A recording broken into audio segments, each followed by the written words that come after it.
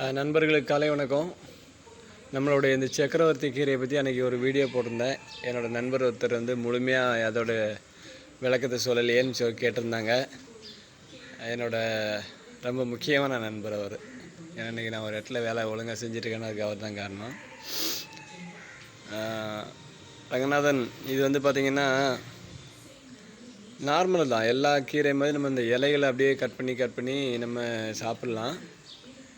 இதில் என்னென்னா உங்களுக்கு குச்சியை கட் பண்ணி வச்சா கூட கீரை வந்துடும். ஒரு செடி இருந்தால் போதாது நமக்கு.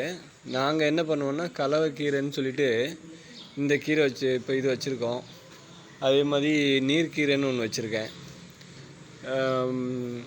இது பொன்னாங்கண்ணி கீரை வச்சுருக்கேன்.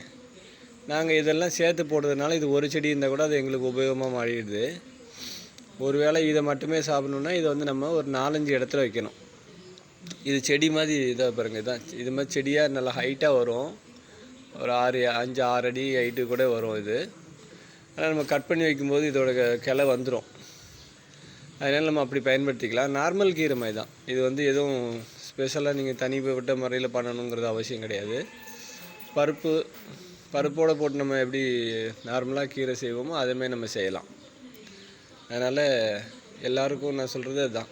நம்ம இயற்கையான முறையில் நம்ம எடுத்து சாப்பிடும்போது நல்லாயிருக்கும். எல்லா கீரைகளோடு இதை சேர்த்து சாப்பிட்லாம். தனிப்பட்டு இது மட்டும் ஒன்று செய்யணும் அப்படிலாம் ஒன்றுமே இல்லை. இன்னொரு கீரை இருக்குது.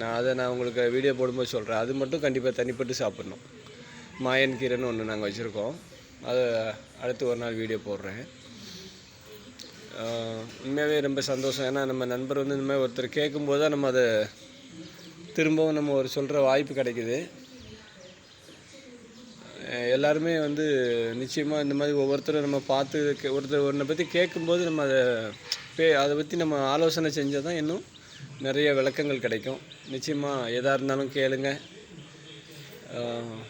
நிறைய விஷயங்களை பற்றி தெரிஞ்சுக்குங்க. நீங்களும் வெளியில் யார் சொன்னாலும் இந்த மாதிரி இயற்கையான விஷயங்களை பற்றி நம்ம ஒருத்தரும் கேட்டு பேசி தெரிஞ்சுக்கிறது நல்லது. நிச்சயமாக இது நல்லாயிருக்கும். ரொம்ப அருமை. அதாவது சக்கரவர்த்தி கீரைன்னு ஏன்னு சொல்கிறாங்கன்னா இது கீரைகளுக்கே ராஜாவாம். ரொம்ப நம்பர் 1 நமக்கு உடம்புக்கு ரொம்ப சத்தான கீரை இது. அதனால தான் இது சக்கரவர்த்தி கீரைன்னு வச்சுருக்காங்க. நம்ம ரொம்ப சின்ன பாக்ஸில் இதில் தான் தொட்டியில் தான் வச்சுருக்கோம். அதனால் ரொம்ப நன்றி ரங்கநாதன் கேட்டதுக்கு. நிச்சயமாக இதை பாருங்கள்.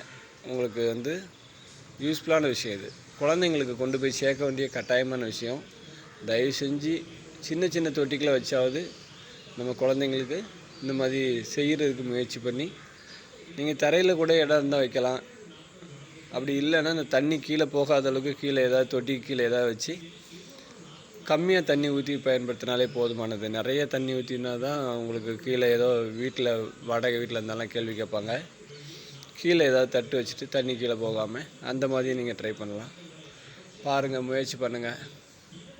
தேங்க்யூ. பாய்.